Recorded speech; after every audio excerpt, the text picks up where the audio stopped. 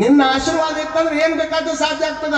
ಹಂಗ ಗುರುಗಳ ಆಶೀರ್ವಾದದಿಂದ ಆ ಸುಗ್ಗಲಾದೇವಿಗೆ ಮತ್ತು ಮುದ್ದನಗೌಡರಿಗೆ 60 ವರ್ಷಕ್ಕೆ ಒಂದು ಗಂಡು ಮಗು ಹುಟ್ಟೇ ಬಿಡುತ್ತೆ. ಗಂಡು ಮಗು ಹುಡುತಲ್ಲ, ಹುಟ್ಟಿದ ಕೂಡಲೇನ ಅವ್ರು ಹೇಳಿ ಹೋಗಿದ್ರು, ಹುಟ್ಟುವಂತ ಮಗನಿಗೆ ಸಿದ್ದರಾಮ ಅಂತ ಹೆಸರಿಡಬೇಕು. ಏನಿಡ್ಬೇಕು? ಸಿದ್ದರಾಮ ಅಂತ ಹೆಸರಿಡಬೇಕು. ಹುಟ್ಟುವಂತ ಮಗನಿಗೆ ಸಿದ್ದರಾಮ ಅಂತ ಹೆಸರಿಡ್ಬೇಕು ಅಂತ ಅವ್ರು ಹೇಳಿ ಹೋಗ್ಯಾರ. ಆದ್ರೆ ಇವ್ರ ಮನದೇವ್ರು ಏನಾಗಿತ್ತು? ಬೇರೆ ಆಗಿತ್ತು. ಮನದೇವ್ರು ಬೇರೆ ಆಗಿದ್ದಕ್ಕೆ ಅವ್ರೇನ್ ಹೆಸರಿಟ್ರು ಗೊತ್ತಾ? ಧೂಳಿಕಾಮಯ್ಯ ಅಂತ ತಿಳ್ಕೊಂಡು, ಧೂಳಿ ಮಾ ಕಾಳೆಮ್ಮ ಅಂತ ತಿಳ್ಕೊಂಡು ಒಂದು ಹೆಸರನ್ನ ಹುಡುಗ ಮನದೇವ್ರ ಹೆಸರನ್ನ ಇಟ್ಬಿಟ್ಟು, ಯಾವಾಗ ಮನದೇವ್ರ ಹೆಸರು ಇಡ್ತಾರ ಗುರುಗಳು ಹೇಳಿರುವಂತ ಹೆಸರನ್ನ ಇಡ್ಲಾರ್ದಕ್ಕೆ ಹುಡುಗ ಏನು ಉಣ್ತಾ ಇಲ್ಲ, ಏನು ತಿಂತಾ ಇಲ್ಲ. ಯಾವಾಗ ಯಾರೊಬ್ರು ಹೇಳಿದ್ರು ಗುರುಗಳು ಹೇಳಿರುವಂತ ಹೆಸರನ್ನ ಇಡ್ರಿ ಹುಡುಗ ಅಂದ್ರೆ ಅದು ಏನಾದ್ರು ಬಾಯಿ ತೆಗಿತದ.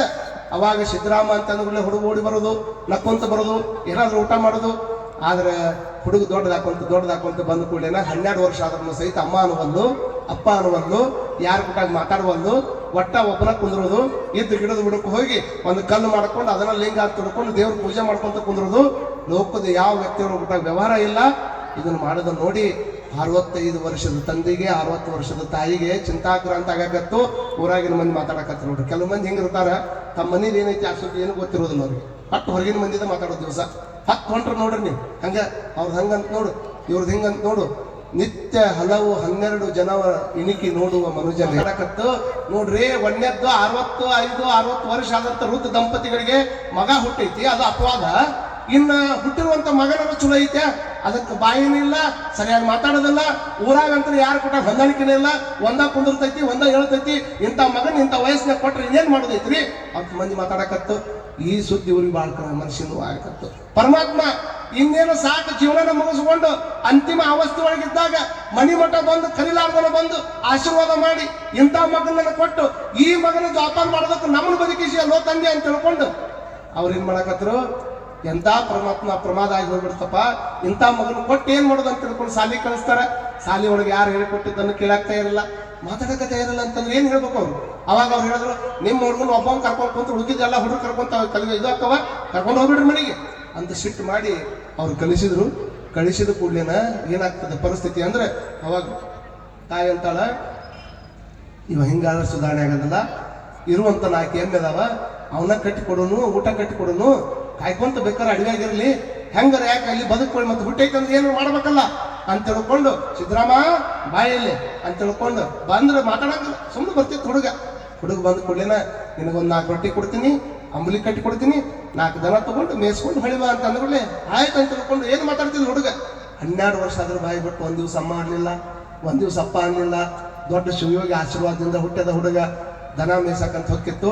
ಚಂದಾಗ ಹೋಗಿ ಮೇಯ್ಸವ, ಅವ್ರ ಪಾಡಿಗೆ ಅವು ಮರಿತಿ ಇದು ಮಾಡ್ತಿದ್ವು. ಇವನ್ ಪಾಡಿಗೆ ಇವ ಈ ಕಡೆ ದನ ಮೇಯ್ಸವ, ಸುಮ್ಮನೆ ಗಿಡದ ಬಿಡು ಕುಂದ್ರವ, ಸದಾಕಾಲ ನಾಮಸ್ಮರಣೆ ಒಳಗಿರವ. ನೋಡ್ರಿ, ದನ ಮೇಯ್ಸಕ್ ಹೋದ್ರ ಅವ್ ನಾಮಸ್ಮರಣೆ ಆಗಿರಾವ. ನಾವು ಕೆಲವು ಮಂದಿ ಪೂಜೆದಾಗ ಕುಂತ್ರು ಬೇರೆನೇ ವಿಚಾರ ಮಾಡ್ತೇವೆ. ಅವಂದು ಬಗ್ಗೆ ಹಂಗ ನಮ್ದು ಹೆಂಗ ವಿಚಾರ ಮಾಡ್ಕೊತೀವಿ ನಾವೆಲ್ಲ. ಎಲ್ಲಿ ಕುಂತೀವಿ ಅನ್ನೋದು ಮುಖ್ಯ ಅಲ್ರಿ, ಹೆಂಗೆ ಕುಂತೀವಿ ಅನ್ನೋದು ಬಹಳಷ್ಟು ಮ್ಯಾಟ್ರ್ ಆಗ್ತದೆ. ಎಲ್ಲಿ ಕೂತೀವಿ ಅನ್ನೋದು ಮುಖ್ಯ ಅಲ್ಲ, ಎಲ್ಲಿ ಕುಂತೀವಿ ಹೆಂಗೆ ಕುಂತೀವಿ ಅನ್ನೋದು ಬಹಳಷ್ಟು ಮ್ಯಾಟ್ರ್ ಆಗ್ತದೆ. ನಿಮ್ಗೆ ಗೊತ್ತಿರಲಿ. ಮತ್ತೆ ಸಾಯಂಕಾಲ ದನಕ್ಕೆ ಕಟ್ಟಿರುವಂಥ ಗಂಟು ಇರ್ತಾವಲ್ಲ, ಗಂಟಾನಾದ ಕೇಳ್ಕೊಂಡು ಮುಂದೆ ಶಂಕಾನಾದ ಊದಂಗೆ ಆಕೈತಂತ. ಅದ್ರ ಬಿಟ್ಟ ಮತ್ತೆ ಬಂದು ಹಿಂಗೆ ದಿವಸಗಳು ಹೊಂಟಾವ. ಒಂದು ದಿವಸ ಅವರು ತಂದೆ ಹಾಕಿರ್ತಕ್ಕಂಥ ನವನಿ ಹೊಲದೊಳಗೆ ನಿಂತಾನ. ಹಿಂಗೆ ನವನಿ ಹೊಲದೊಳಗೆ ನಿಂತಾನ, ದನ ಒಂದು ಕಡೆ ಬಿಟ್ಟಾನ. ನವನಿ ಹೊಲದೊಳಗೆ ನವನಿ ಹೆಂಗಿರ್ತಾವೋ ಅವು ಹಿಂಗೆ ಬಾಗ್ಕೊಂಡು ನಿಂತಿರ್ತಾವ. ಬಾಗಿಕೊಂಡು ನಿಂತಿರ್ತಕ್ಕಂಥ ನವನಿಯನ್ನು ನೋಡಿ ಅವ ಅಂತಾನ, ಪರಮಾತ್ಮ ಎಂತ ಅದ್ಭುತ ಸೃಷ್ಟಿ ಮಾಡ್ಯಾನಪ್ಪ. ಪ್ರಕೃತಿದೆಲ್ಲ ಗೊತ್ತಾಕೈತೆ ಅವ್ನು ಸಿದ್ದರಾಮಗೆ. ಆ ಮನ್ಯಾಗಿನ ಮಂದಿ ಕೂಡ ಮಾತಾಡ್ತಿರ್ಲಿಲ್ಲ.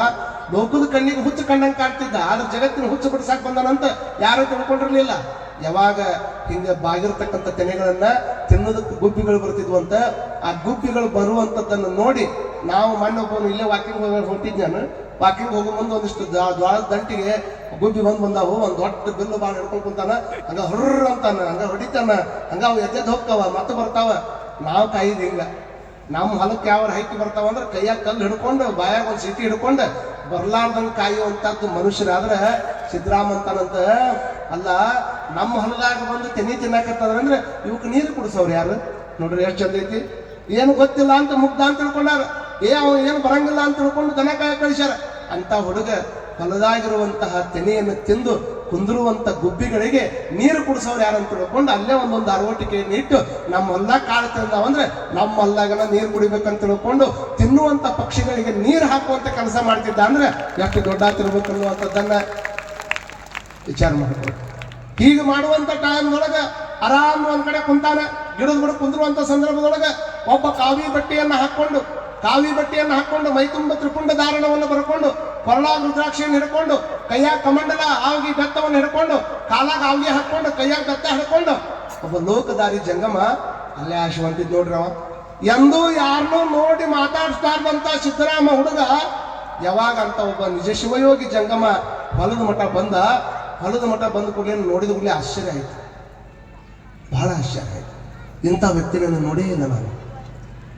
ಎಷ್ಟು ಅದ್ಭುತವಾಗಿರ್ತಕ್ಕಂಥ ಶರೀರ, ಏನು ತೇಜ ಇವನು ನೋಡಿದ ಕೂಡಲೇ ಆನಂದ ಆಗ್ತದ. ಕೊರಳಾಗಿರತಕ್ಕಂಥ ರುದ್ರಾಕ್ಷಿ ನೋಡಿದ ಆನಂದ ಆಯಿತು, ಹಣ್ಣಿ ಮೇಲೆ ಭಸ್ಮ ನೋಡಿದ ಆನಂದ ಆಯಿತು, ಅವನ ತೇಜಸ್ಸನ್ನು ನೋಡಿದ ಬಹಳ ಖುಷಿ ಆಯಿತು. ಕೆಲವು ಮಂದಿ ತೇಜಸ್ಸು ನೋಡಿದ್ರೆ ಪ್ರೇಮ ಬರುವಂಗಿರ್ತದೆ, ಖುಷಿ ಬರುವಂಗಿರ್ತದೆ, ಬಹಳ ಆನಂದ ಆಗ್ತದೆ. ಅಂತ ಆನಂದ ಎಲ್ಲ ಆಯಿತು. ಉದ್ದಕ ಓಡಿ ಹೋದ, ಅವನ ಕಾಲಿಗೆ ಬಿದ್ದ. ಯಾರಿಪ್ಪ ನೀವು ಅಂತ ಕೇಳಿದ. 12 ವರ್ಷ ಆಗಿತ್ತು ಮಾತಾಡಿರಲಿಲ್ಲ. 12 ವರ್ಷ ಮಾತಾಡ್ಲಾರ್ದಂಥ ಹುಡುಗ ಉದ್ದಕ ಕಾಲಿಗೆ ಬಿದ್ದು ಯಾರಿಪ್ಪ ನೀವು ಅಂತ ಅಂದಾಗ ನನ್ನ ಹೆಸರು ನೋಡಪ್ಪ ಮಲ್ಲಯ್ಯ.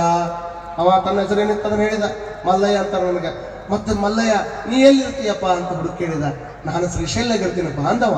ಶ್ರೀಶೈಲಾಗಿರ್ತೀನಿ ಮಲ್ಲಯ್ಯ ಅಂದ ಕೂಡಲೇ ಭಾಳ ಖುಷಿ ಆಯ್ತು.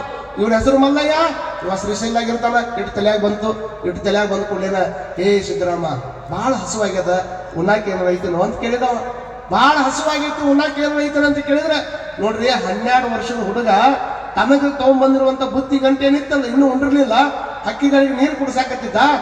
ಯಾವಾಗ ಹಕ್ಕಿಗಳು ನೀರು ಕುಡಿದು ಮುಗಿದಿತ್ತು ಸುಮ್ಮನೆ ಕುಂತಿದ್ದ. ಜಂಗಮ್ ಬಂದು ಏನೈತಂತ ಕೇಳಿದ ಕೂಡಲೇನ ಅಪ್ಪ ತಡಿ ನಮ್ಮ ಅವ್ನು ಚಂದ ಬುತ್ತಿ ಕೊಟ್ಟಿರ್ತಾಡಿ ಅಂತ ತಿಳ್ಕೊಂಡು ತನಗೆ ತಂದಿರುವಂತ ಬುತ್ತಿಯನ್ನು ಬಿಚ್ಚಿ ಕೊಟ್ಟ. ಆನಂದವಾಗಿ ಜಂಗಮ ಪ್ರಸಾದ ಯಾವಾಗ ಪ್ರಸಾದ ಮಾಡಿದ ಮೇಲೆ ಪ್ರಸಾದ ಮಾಡಿದ ಆನಂದ ಆತೇನಪ್ಪ ಮಲ್ಲಯ್ಯ, ಆನಂದ ಆಗ್ಯದ ಬಾ, ಆದ್ರೆ ಇನ್ನೊಂದ್ ಸ್ವಲ್ಪ ಬೇಕನ್ಸಕತ್ತೈತು ನನಗ ಅಂದ್ ನೋಡ್ರಿ. ಇನ್ನೊಂದ್ ಸ್ವಲ್ಪ ಬೇಕನ್ಸಕತ್ತೈತೆ ಅನ್ಬಿಡ್ಲೇನ ನಮ್ಮವ್ ಕಟ್ಟಿದ್ದು ಇಟ್ಟ ಇತ್ತು, ಮತ್ತೆ ಅದನ್ನ ನೀನು ಕೊಟ್ಟು ನೀವು ಹುಡುಕಿದ್ದು ಇಲ್ಲ ಅಂದ್ರೆ ಇಲ್ಲ ಹೆಂಗ್ ಮಾಡಿ, ಆದ್ರೂ ಇನ್ನೊಂದ್ ಸ್ವಲ್ಪ ಕೊಡ್ಬೇಕು ಅನ್ಸಕತ್ತೈತೆ ನನಗ ಅಂತ ಅವನು ಹುಡ್ರು ಆಗಿತ್ತು ಮಲ್ಲಯ್ಯ. ಅವಾಗಂತಾನ ಒಂದ್ 10 ನಿಮಿಷ ತಡಿ ಮಲ್ಲಯ್ಯ, ಓಡಿ ಹೋಗ್ತೀನಿ, ಇಲ್ಲೇ ಮನೆ ಐತಿ, ಓಡಿ ಹೋಗಿ ನಮ್ಮ ಅವನ ಕಡೆ ಕಾಡಿ ಬೇಡಿ ಚಲೋ ಬಿಸಿ ಅಂಬಲಿ ಮಾಡ್ಸ್ಕೊಂಡ್ ಬರ್ತೀನಿ, ಮತ್ತೆ ಅನ್ನ ಮಾಡ್ಸ್ಕೊಂಡ್ ಬರ್ತೀನಿ, ಹೊಟ್ಟೆ ತುಂಬಾ ಊಟ ಮಾಡಿ ಅಂತಿ, ಮತ್ತೆ ನಮ್ಮ ಮನೆಗೆ ಬರೀ ಅಂತಿ ಅಂತ ತಿಳ್ಕೊಂಡು ಮಲ್ಲಯ್ಯನ ನಂಬಿಟ್ಟೈತಿ ಹುಡುಗ. ಆಯ್ತಪ್ಪ ಮಾಡಿಸ್ಕೊಂಬ ಅಂತ ತಿಳ್ಕೊಂಡು ತನ್ನ ಹೆಗಲ ಮೇಲೆ ಇರ್ತಕ್ಕಂಥ ಕಂಬಳಿಯನ್ನ ಹಾಸಿ ಹಿಂಗೆ ಕುಂದಿರ್ಸಿದ್ದ. ಎದ್ದು ಬುತ್ತಿಗಂಟನ್ನು ಕೊಟ್ಟಿದ್ದ. ಓಡಿ ಹೋಗಿ ಮನೆ ಮುಂದೆ ಇರುವಂತ ತಾಯಿಗೆ ಒದರಿ ಏನಾದ್ರೂ ಮಾಡಿಸ್ಕೊಂಡ್ಬರ್ಬೇಕಂತ ಇನ್ನೂ 100 ಮೀಟರ್ ಐತಿ ಮನಿ.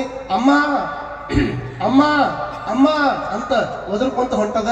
ತಾಯಿ 12 ವರ್ಷದ ಒಂದ್ಸಲ ನೀವು ಭಾಷಣ ಕೇಳೇ ಇಲ್ಲಕ್ಕೆ. ಹಿಂಗಾಗಿ ನನ್ನ ಮಗನ ಒದರಾಕತ್ತಾನನ್ನುವಂತ ಭಾವನೆ ಆಕೆಗೆ ಬರಲೇ ಇಲ್ಲ. ಆ ಕಡೆ ಮಕ ಮಾಡಿ ಕೆಲಸ ಮಾಡಿ ಏನೋ ಮಾಡಾಕತ್ತಿದ್ಲು. 100 ಮೀಟರ್ದಿಂದ ಓಡಿ ಬಂದ ಅಮ್ಮ ಅಂತಾನ. ಆದ್ರೆ ನನ್ನ ಮಗನ ಕರೆಯಾಕತ್ತಾನಂತ ತಿಳ್ಕೊಳಕ್ ಆಗ್ತಾ ಇಲ್ಲ ತಾಯಿಗೆ. ಅಮ್ಮ ಅಂತ ಓಡಿ ಬಂದ. ಆದ್ರೂ ತಾಯಿ ಹೊಳ್ಳಿ ನೋಡಿಲ್ಲ. ಕುತ್ತಿಗೆಗೆ ಕೈಯನ್ನು ಹಾಕಿ ಅಮ್ಮ ಅಂದ. ನಿಟ್ಟು ಉಸಿರು ಬಿಡ್ಲಾರ್ದಂತ ಮಗ ಅಮ್ಮ ಅನ್ನೋದು ಕೇಳಿ ಮತ್ತೆ 12 ವರ್ಷ ಮಾತಾಡ್ಲಾರ್ದ ಮಗ 9 ಮಕ್ಳು ಅಮ್ಮ ಅಂತ ಅನ್ನಕತ್ತಂದ್ರೆ ಯಾವ ತಾಯಿ ಖುಷಿ ಆಗಂಗಿಲ್ಲ.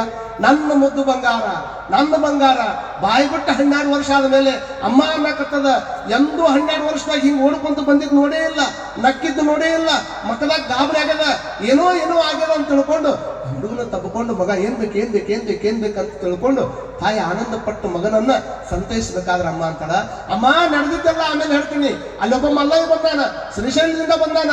ಅವಂಗ ಹಸು ಆಗ್ಯದಮ್ಮ, ನಾ ಇದ್ದಿದ್ದು ಕೊಟ್ಟು ಬಂದೀನಿ, ಇನ್ನೊಂದಿಷ್ಟು ಬೇಕನ್ನಕತ್ತಾನ, ದಯಮಾಡಿ ಕೊಡು ಅಮ್ಮ ಅಂತ ಅಂದಾಗ ಯಾವ ಒಬ್ಬ ವ್ಯಕ್ತಿಯನ್ನು ನೋಡೋದ್ರಿಂದ ನನ್ನ ಮಗನ ಬಾಯಿ ಬಂದೈತಂದ್ರೆ ತಡ ಮಾಡಬಾರ್ದು ಅಂತ ತಿಳ್ಕೊಂಡು ಆಮೇಲೆ ಮಾತಾಡಿದ್ರ ಆತಂತ ಇದ್ದಿದ್ದೆಲ್ಲ ರೆಡಿ ಮಾಡಿ ಮತ್ತೆ ತಗೊಂಡೋಗಿ ಕೈಯಾಗ ಕೊಟ್ಟು ತಾಯಿ ಹುಡುಗನಿಗೆ ಕೊಟ್ಟು ಬಾ ಅಂತೇಳಿ ಯಾವಾಗ ಕೈಯಾಗ ಕೊಡ್ತಾಳ, ಕೈಯಾಗ ಕೊಟ್ಟು ಕೊಡ್ಲೇನ ಹುಡುಗ ಅದೇ ರೀತಿಯಾಗಿ ಓಡ್ಕೊಂತ ಬರ್ತದ. ನೋಡ್ರಿ ಆತುರ ಹೆಂಗಿರ್ಬೇಕು ನೋಡ್ರಿ, ಎಷ್ಟು ಆತುರ ಇರ್ಬೇಕು. ನಾವು ಪುರಾಣಕ್ಕೆ ಬರ್ರಿ ಅಂತಂದ್ರೆ ಕೆಲವು ಮಂದಿ ಹೊರಗ ಭಾಳ ಮಂದಿ ಕುಂತಾರ ಅಂತ ನಮ್ಗೆ ಹೇಳಾಕತ್ತಾರ. ಗಣಮಕ್ಳು ಒಂದಿಷ್ಟು ಮಂದಿ ಇಲ್ಲಿ 8 ಮಂದಿ ಐತಿ ನೋಡ್ರಿ ಅಂತಾರ, 10 ಮಂದಿ ಅಲ್ಲಿ ಹೊರಗ ಐತಿ ಅಂತ ಹೇಳಾಕತ್ತಾರ. ಸಂಕದ ಎಲ್ಲ ಹಿರಿಯರಿಗೆ ನಾವೊಂದು ವಿನಂತಿ ಮಾಡ್ಕೊಳ್ತೀನಿ. ಕಾರಣ ನಿಮ್ಮಿಂದ ನಾವು ಯಾವುದೂ ರೊಕ್ಕ ಬೇಡಿಲ್ಲ, ಮತ್ತೊಂದು ಬೇಡಿಲ್ಲ, ಏನಿಲ್ಲ, ನಿಮ್ಮ ಪ್ರೀತಿ ಅಷ್ಟೇ ಬೇಡೀವಿ. ಆದ್ರೆ ಗಂಡ್ಮಕ್ಳಿಗೆ ಒಂದು ಕಿವಿಮಾತು ಏನಂದ್ರೆ, ಅಲ್ಲಿ ಹೊರಗೆ ಯಾರಾದರೂ ಕುಂತಿದ್ರೆ ದಯಮಾಡಿ ಎದ್ದು ಒಳಗೆ ಬರಬೇಕು, ಇದೋ ಪ್ರಾಂಗಣದಾಗ ಕುಂದಿರ್ಬೇಕು ಅನ್ನುವಂತಹ ಒಂದು ವಿನಂತಿ ಪೂರ್ವಕವಾಗಿರ್ತಕ್ಕಂಥ ವಿನಂತಿಯನ್ನು ಎಲ್ಲರಿಗೂ ನಾವು ಮಾಡ್ಕೋತೀವಿ. ಅಲ್ಲಿ ಹಿಂದೆ ಕುಂತ ಹುಡುಗರು ಅಜ್ಜಾರ್ ನಿಮ್ಗೆ ವಿನಂತಿ ಮಾಡಕತ್ತಾರಪ್ಪ ಬರ್ರಿ ಅಂತ ತಿಳ್ಕೊಂಡು ಸ್ವಲ್ಪ ಒಳಗೆ ಕರೆಯುವಂತ. ಯಾಕಂದ್ರೆ ಇಲ್ಲಿ ಸಾಕಷ್ಟು ಜನ ಕುಂತೀರಿ, ಆ ಮಾತು ಬೇರೆ. ಅವರು ಒಂದಿಷ್ಟು ಇಲ್ಲೇ ಬಂದು ಕುಂತ್ರೆ ಇನ್ನೂ ಚಂದ ಆಕೈತೆ ಅನ್ನುವಂಥ ಭಾವನೆ ಇಟ್ಕೊಂಡು, ಕಾರಣ ಅಲ್ಲೇ ಇಲ್ಲೇ ಕುಂತು ಕೇಳುವಂಥ ಬಸವ ಪುರಾಣ ಅಲ್ಲ ಇದು. ನಾಟಕ ಅಲ್ಲ ನೋಡ್ರಿ. ಎಲ್ಲಿ ಬೇಕಾದ್ರೆ ಕುಂದಿರ್ತೀನಿ, ಎಲ್ಲಿ ಬೇಕಾದ್ರೆ ಕುಂತು ಹೆಂಗಾರ ಕುಂದಿರ್ತೀನಿ, ಹೆಂಗಾರ ನೋಡ್ತೀನಿ. ಅಂದ್ರೆ ಇದಕ್ಕೆ ಯಾವ ರೊಕ್ಕನೂ ಇಲ್ಲ, ಏನಿಲ್ಲ, ಎಲ್ಲಿ ಕುಂತ್ರು ನಡೀತೈತಿ, ಹೆಂಗೆ ಕುಂತ್ರು ನಡೀತೈತಿ ಅಂದ್ರೆ ಇದಕ್ಕೊಂದು ಸಿಸ್ಟಮ್ ಐತಿ. ಎಲ್ಲರೂ ಹೆಂಗಾರ ಕುಂದ್ರಂಗಿಲ್ಲ, ಇಲ್ಲೇ ಕುಂದಿರ್ಬೇಕು, ಮುಂದೆ ಕುಂದಿರ್ಬೇಕು. ಓಡೋಡಿ ಆ ಥರ ಇಟ್ಕೊಂಡು ಓಡೋಡಿ ಬರ್ತಾನ. ಬಂದು ಕೂಡಲೇನ ನೋಡ್ತಾನ, ಇದ್ದ ಕಂಬಳಿ ಇದ್ದಲ್ಲೇ ಐತಿ, ಮಲ್ಲಯ್ಯ ಮಾತ್ರ ಇಲ್ಲ. ಇದ್ದ ಕಂಬಳಿ ಇದ್ದಲ್ಲೇ ಐತಿ, ಮಲ್ಲಯ್ಯ ಎಲ್ಲಿದ್ದಾನೆ? ಮಲ್ಲಯ್ಯ ಸಿಗವಲ್ಲ. ಬಹುತೇಕ ಮಲ್ಲಯ್ಯ ನನ್ನ ಕಾಡ್ಸಾಕಿರ್ಬೇಕಂತ ತಿಳ್ಕೊಂಡು ಗಿಡದ ಟಂಗಿ ಮೇಲೆ ಇರ್ಬೇಕಂತ ಗಿಡದ ಟಂಗಿ ನೋಡಿದ, ಮಲ್ಲಯ್ಯ ಇಲ್ಲ. ನವಣಿ ತೆನಿ ಒಳಗೆ ಅವ ಬಚ್ಚಿಟ್ಕೊಂಡಾನ, ಅಲ್ಲೇನಾದ್ರೂ ಇರ್ಬೇಕಂತ ಅಲ್ಲಿ ನೋಡ್ತಾನ, ಅಲ್ಲಿ ಮಲ್ಲಯ್ಯ ಇಲ್ಲ. ಸುತ್ತಲೂ ಎಲ್ಲ ಹತ್ತು ಹೊಲ ಅಡ್ಡಾಡಿದ, ಮಲ್ಲಯ್ಯ ಸಿಗ್ತಾ ಇಲ್ಲ. ಎಲ್ಲಿ ಹೋದ್ರು ಸಹಿತ ಮಲ್ಲಯ್ಯ, ನಾನು ತಂದಿನೋ ಮಲ್ಲಯ್ಯ ಎಲ್ಲಿದೆ ಅಂತ ತಿಳ್ಕೊಂಡು ಹುಡುಗಾಡ್ತಾನ, ಸಿಗ್ತಾ ಇಲ್ಲ ಮಲ್ಲಯ್ಯ. ಅವಾಗವ ಅಂತಾನ, ದೇವ ನಿಂತವನೆಂದು ನಂಬಿರ್ತೇನಯ್ಯ. ಎಂತ ದೇವಪ್ಪ ನೀನು, ಮನೆಗೆ ಹೋಗಿ ಅಂಬ್ಲಿ ತಗೊಂಡು ಬಾ ಅಂತ ನನ್ನ ಕಳ್ಯಾಗ ಕಳಿಸಿ, ನಾನು ಓಡಿ ಹೋಗಿ ಅಂಬ್ಲಿ ತಗೊಂಡು ಬರುವುದ್ರಾಗನೆ ಇಲ್ಲಿಂದ ಎಲ್ಲಿ ಹೋಗಿ ಮಲ್ಲಯ್ಯ, ನಿನಗೆ ಅಂಬ್ಲಿ ಕುಡಿಸ್ಲಾರ್ದ ನಾ ಮನೆಗೆ ಹೋಗಂಗಿಲ್ಲ ಮಲ್ಲಯ್ಯ ಅಂತ ತಿಳ್ಕೊಂಡು ಹುಡುಗ ಮಲ್ಲಯ್ಯನ ಸ್ಮರಣೆ ಒಳಗೆ ಮಲ್ಲಯ್ಯ ಅಂತ ತಿಳ್ಕೊಂಡು ಮಲ್ಲಯ್ಯ ಎಂದು ಹುಡುಕುತ್ತಾ ಹೊರಟನು ಸಿದ್ದರಾಮ. ಬಾಯಲ್ಲಿ ಮಲ್ಲಯ್ಯ